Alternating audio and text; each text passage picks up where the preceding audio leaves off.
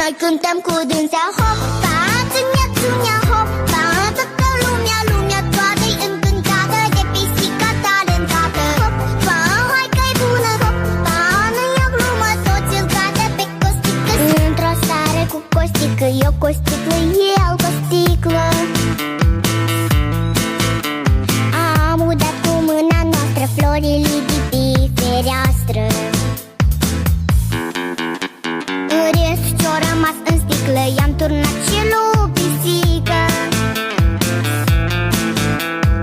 Nu știu floarea ce-o se simte, dar pisica da cântă.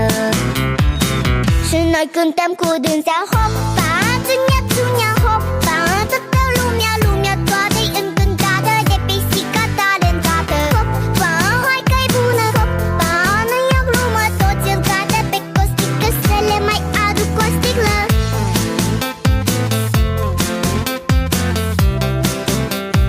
Să le mai aduc o sticlă. Toți îl cadă pe Costică. Să le mai aduc o sticlă.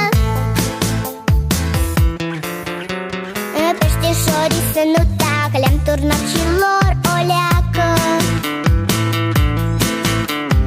Numai rațele din curte mute au fost și-au rămas mute.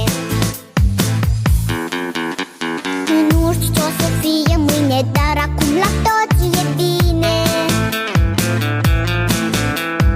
Cum să vedem, măi Costică, sigur n-a fost apă în sticlă. Dar ce-o fi fost acolo, hop,